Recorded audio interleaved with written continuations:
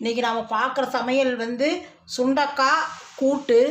சுண்டக்காய் வந்து சுண்டக்காய் வத்தல் போட்டு வறுத்து கூட்டு. அதை நான் எப்படி பண்ணுறேன்னு பாருங்கோ.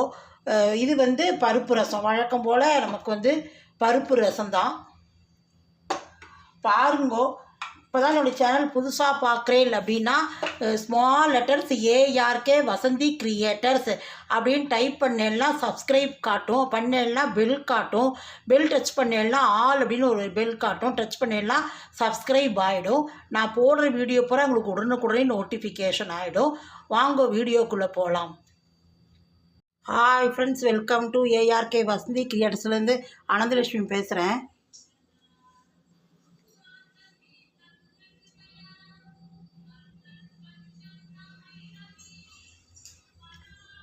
சமையல் வந்து சுண்டக்காய் கூட்டு பண்ணலான் இருக்கோம். அதுக்கு வந்து முதல்ல என்ன தேவைன்னு போட்டுக்கலாம். மிளகாய் ஒரு 4 மிளகாய் போட்டுக்கிறேன்.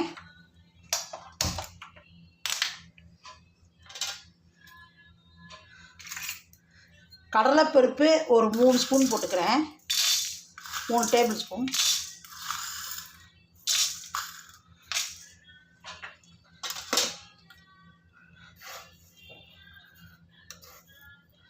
வெந்தயம் ஒரு 1/2 ஸ்பூன் போட்டுக்கிறேன்.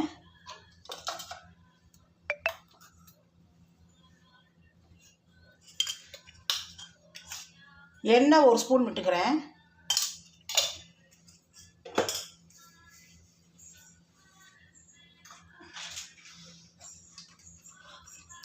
பெருங்காயம் ஒரு கட்டி போட்டுக்கிறேன்.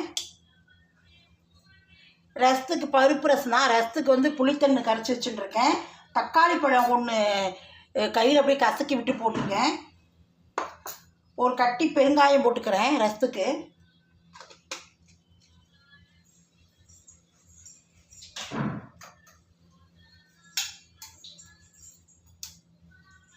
ரசப்பொடி 1 ஸ்பூன் போட்டுக்கிறேன்.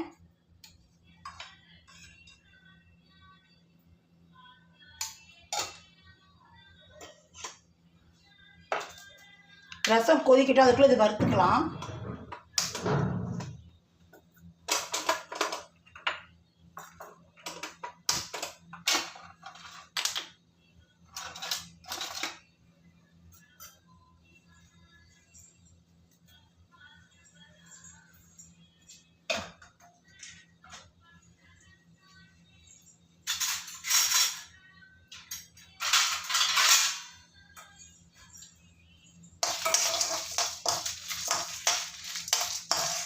இதுக்கு நம்ம சாம்பார் மாதிரியே தான்.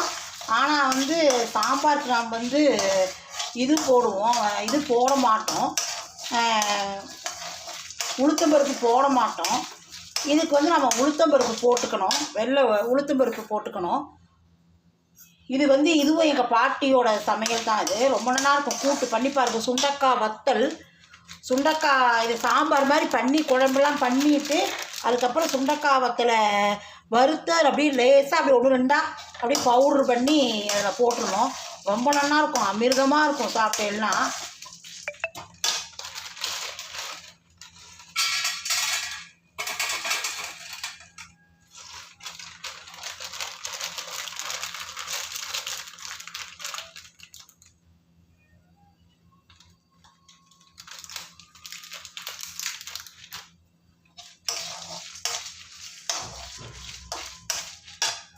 உளுத்தம்பருப்பு என்ன 1 ஸ்பூனு ஒரு 1/2 ஸ்பூன் போட்டுக்கலாம்.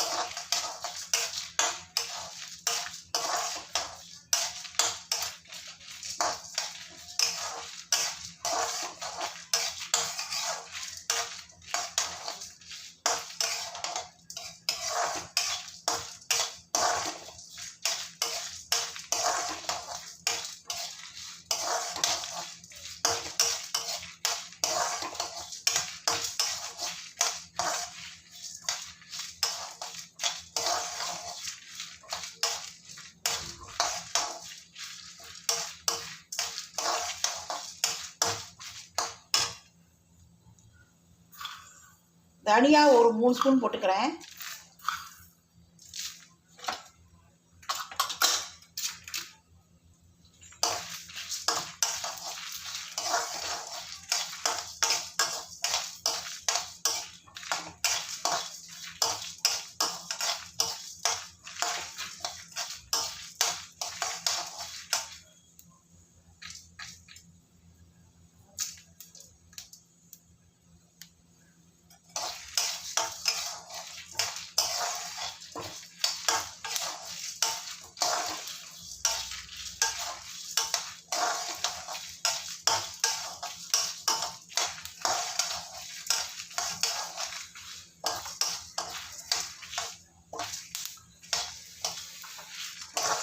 இதை எடுத்துட்டு இதிலே சுண்டைக்காய் வறுத்துடலாம்.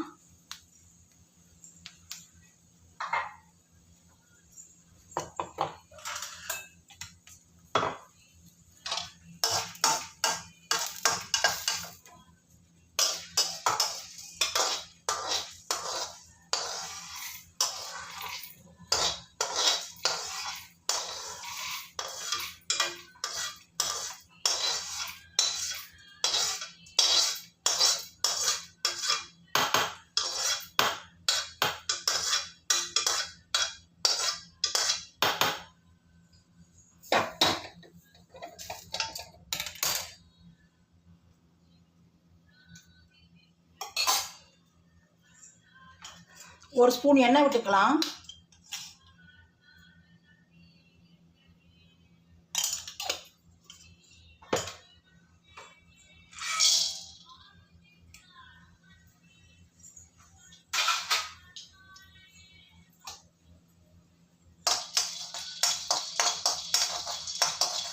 இது கொஞ்சம் ஆறினாலும் நம்ம அப்படியே கையில் 1-2 அப்படியே போடலாம். சாப்பிட மாட்டான் நிறைய பேர் சுண்டைக்காய் கசக்கிறது அது, இதனால் நம்ம பவுட்ரு பண்ணி போட்டோம்னா அப்படியே அது சாத்துல பிசைஞ்சு சாப்பிட்டுருவோம்.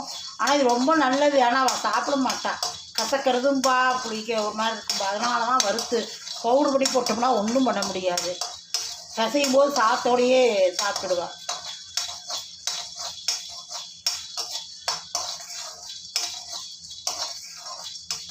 இன்னும் கூட ஒரு ஸ்பூன் எண்ணெய் விட்டுக்கலாம். ரொம்ப எண்ணெயே நம்ம ஸ்பூன் சின்ன ஸ்பூன்னால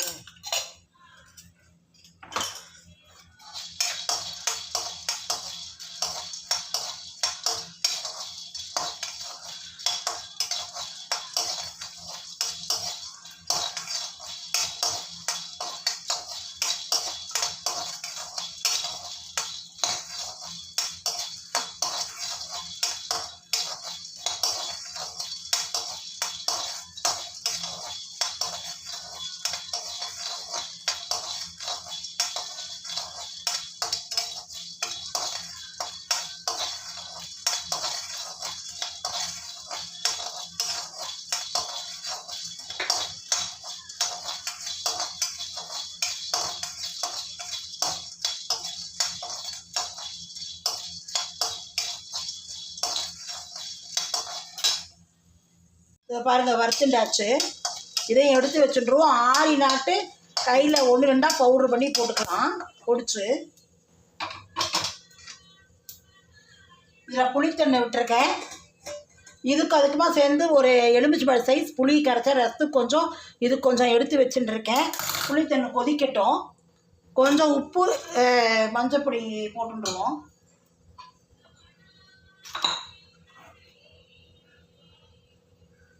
தேவையான உப்பு போட்டுருவோம். ரசத்துக்கு உப்பு போடவே இல்லை.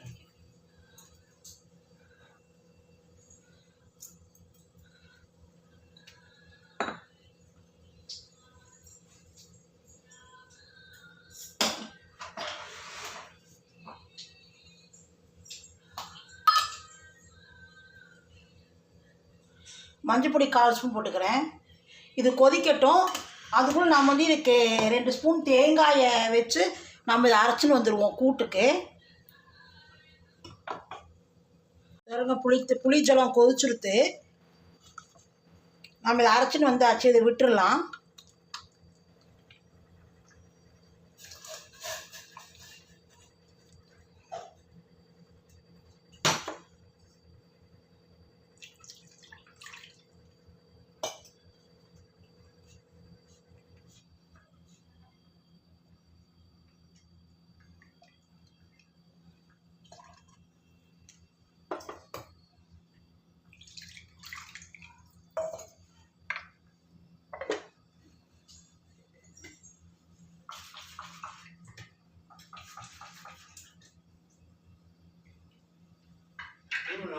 வாஷிங் மிஷின் போட்டியா?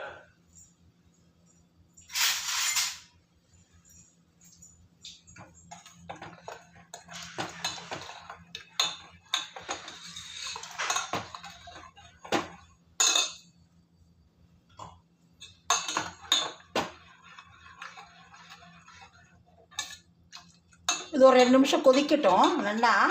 2 நிமிஷம் 5 நிமிஷம் கொதிக்கட்டும் நல்லா. ஏன்னா அப்போ தான் வந்து இது கொஞ்சம் கூட்டுங்கிறது கொஞ்சம் சாம்பாரும் இல்லாத கூட்டும் இல்லாத 2 கட்டார் கெட்டியாக தான் இருக்கும், நடுநிலைமையில் தான் இருக்கும்.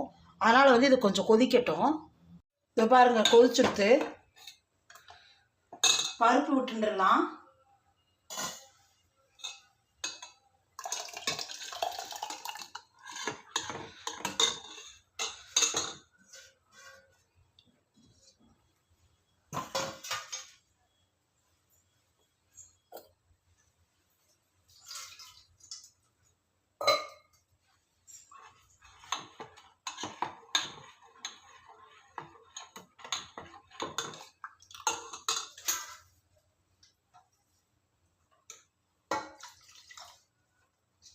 தட்டம்பி ரசத்துக்கு பருப்பு இதில் விட்டுடலாம்.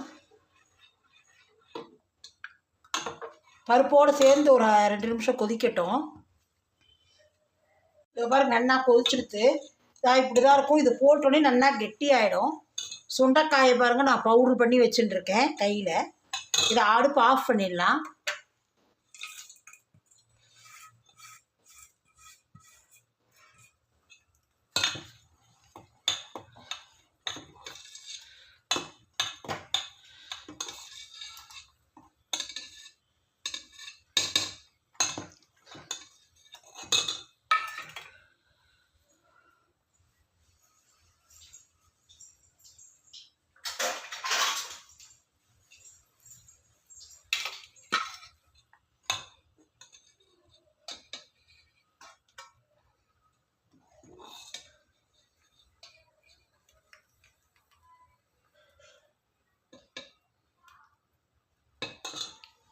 இப்படி தான் இருக்கும். ரசமும் கொதிச்சுடுத்து. பருப்பு தண்ணி விட்டுடலாம்.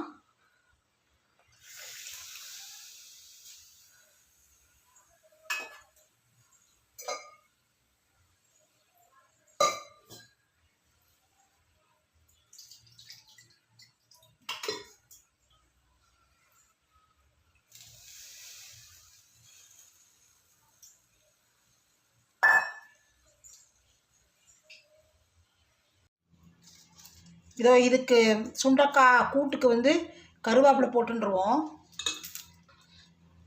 கிள்ளி போட்டு பாருங்கள் நல்லா வாசனையாக இருக்கும். சூட்டோடு போட்டால் நல்லா வாசனை அடிக்கும்.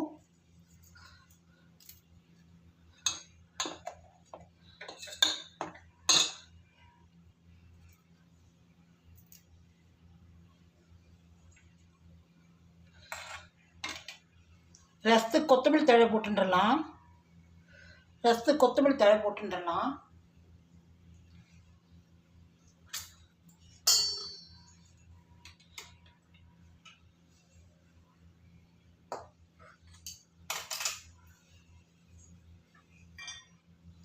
நெய் விட்டு தாளிச்சு கொட்டிடலாம். ரசத்துக்கு 2 ஸ்பூன் நெய் விட்டுருக்கேன்.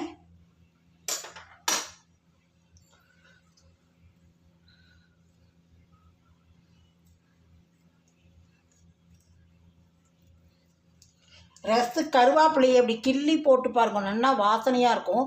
நான் நெய்யிலேயே போட்டு பொரிச்சுண்டுருவேன்.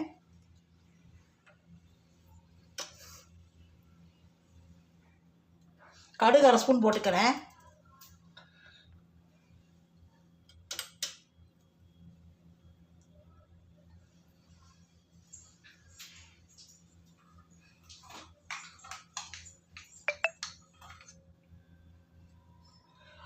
வழக்கம் போல் நான் வந்து இந்த பெருங்காயம் போட்டுக்கிறேன். கடா பெருங்காயம் ரசத்துக்கு.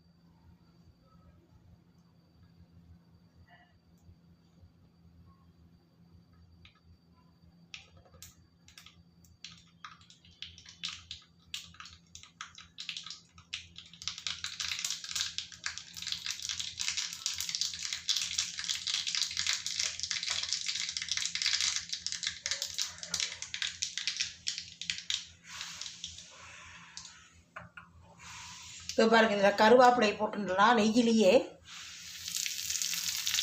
ரசத்தில் விட்டுக்கலாம்.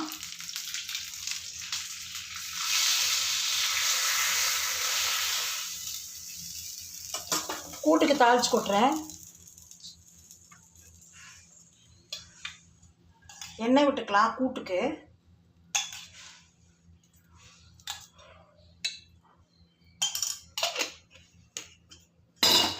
பெருங்காயம் போடாமல் இருந்தால் இதில் தாளித்து கொட்டுறீங்க போட்டுக்கலாம். நான் ஏற்கனவே கட்டி பெருங்காயம் போட்டுன்ட்டேன், அதனால் வறுக்கும் போதே.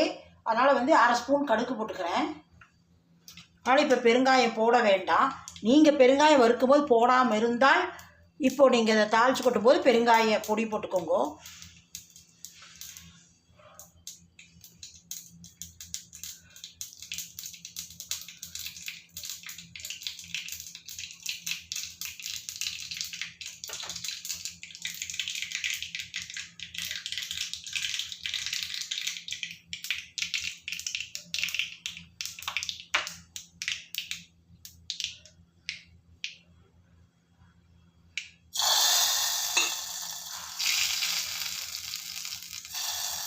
வீடியோ பிடிச்சிருந்தா லைக் பண்ணுங்க. நெக்ஸ்ட் வீடியோவில் பார்ப்போம்.